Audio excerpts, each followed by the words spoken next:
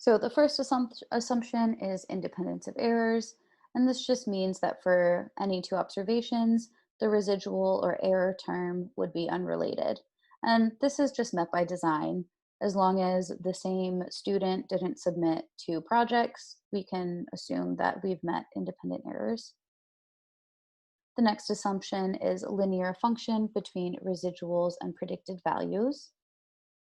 Just like with a scatter plot, a curved line should not fit the data better than a straight line, and this can really only be determined from visually examining what's called an Rvf plot, or a residuals versus fitted values plot.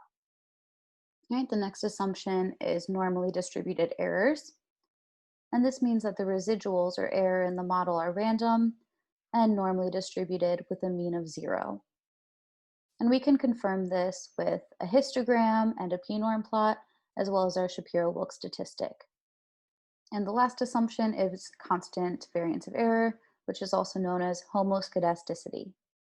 And this simply means that at each level of the predictor, the variance of the outcome variable should be constant, or that there's no systematic difference in error at any level of the predictor. And we'll show some examples of that in a little bit. And this, again, can only be determined with that Rvf plot. So when we talk about residuals, we're referring to the difference between the fitted value, so this regression line, we can consider this line here the regression line, the difference between the regression line and the actual raw scores. So our regression line is never going to perfectly land on each data point, and the residual is the actual value minus the predicted value. And this regression line is simply determined by the regression equation. So this plot would show the actual relationship between our two variables with the regression line over it, but a residuals versus fitted values plot is going to look a lot different. So an Rvf plot has our fitted values on the x-axis and the residual or the error on the y-axis. So an appropriate Rvf plot would actually look like just a random smattering of data points around this line of best fit, which would be 0. So again, when you look at an Rvf plot, you kind of want to see just a random scatter of points. You don't really want there to be any sort of systematic variation to your data points. To confirm homoscedasticity of residuals, that means that the spread of the data points on either side of the 0 line should be about equal at all values, fitted values. So this would be an example of a homoscedasticity or equal variability. Now, if the plot does appear to have what's called fanning, that would suggest heteroscedasticity or not equal variability along the regression line. And for this example here, we would actually see that at low ends of the regression line, there isn't much error. So this 0 line means no error at all. And the further away from that 0 line, the more error, or the more the actual value differs from the fitted value. So in this example, at low ends of the regression line, we can see there isn't much error at all, but as we move along, the error increases quite a bit. And this is really important because this means at lower ends of the regression line, we're doing a really good job of predicting, but at the larger end or the higher end of the regression line, we're doing a really bad job of predicting. All right, so that's homoscedasticity. And again, the main thing to look for here is fanning. You can have fanning in either direction. So either as shown here or in the opposite direction. But we can also determine linearity. If a curved line fits the data points better, that would suggest a nonlinear relationship between our residuals and our fitted values. And again, this is important because it tells us how good the regression model is at predicting our values. So at the lower end of the regression line, we tend to overestimate our values because this clustering here is below that line, that zero line. In the middle, we're underestimating. Our regression line is underestimating the actual values. And then again at the end, these data points suggest we're overestimating. We don't want that systematic over or underestimation of the outcome variable. All right, so let's go ahead and demonstrate this in Stata. I'm only going to be doing this for the regression model regressing ratings on innovation. But by the end, you should be able to interpret the Rvf plot for all three of the regression models. Now, it is important to note that these commands are considered post-estimation commands.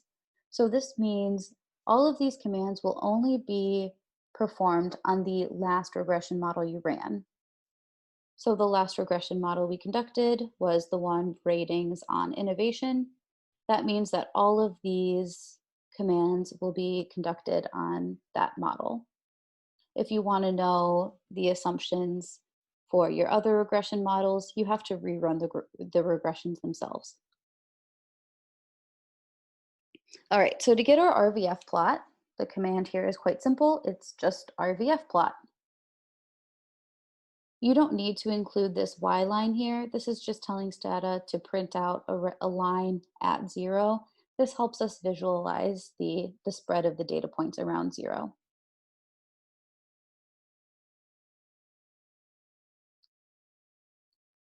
Right, so the first thing we can determine is linearity. It does appear that this red line at 0 best fits our data points, so that's good.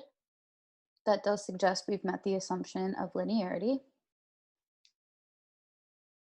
And for homoscedasticity, again, we're looking for fanning.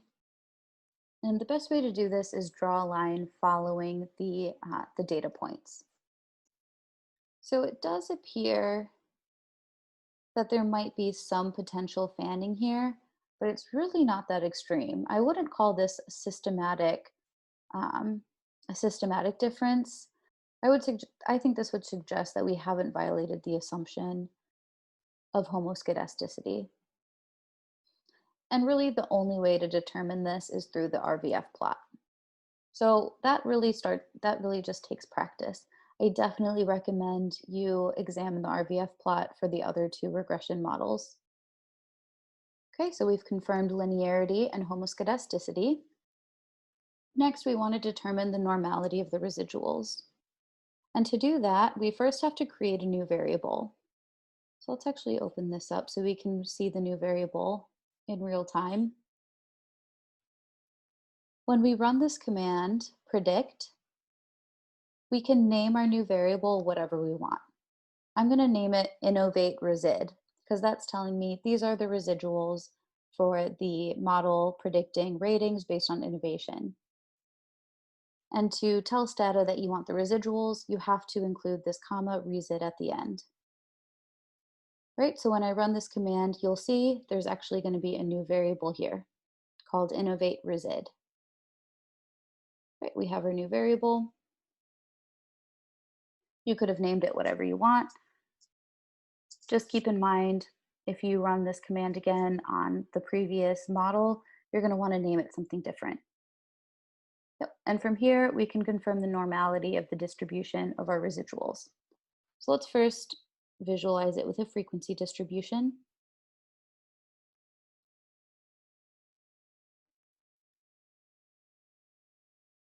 Right, we can see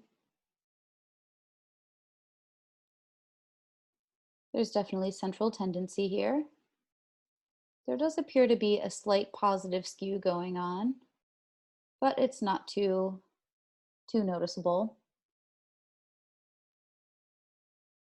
And at least on this side, the tails aren't too heavy, but it might be slightly platykurtic. But in all, I would say this looks like a relatively normal distribution.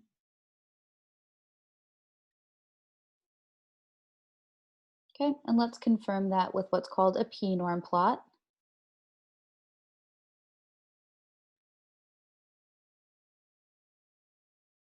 And what a p-norm plot tells us, it's actually plotting our actual distribution against a theoretical normal distribution. So this line here would be a perfectly normal distribution.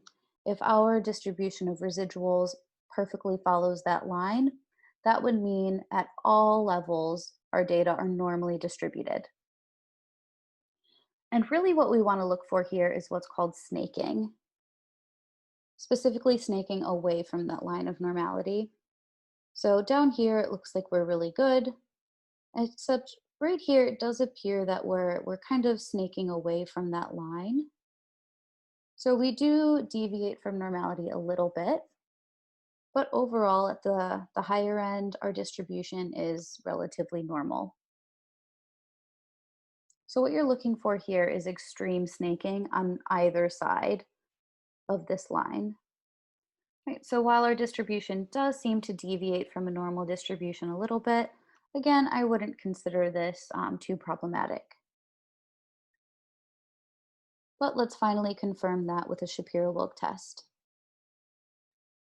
We run the Shapiro-Wilk on our new residual variable.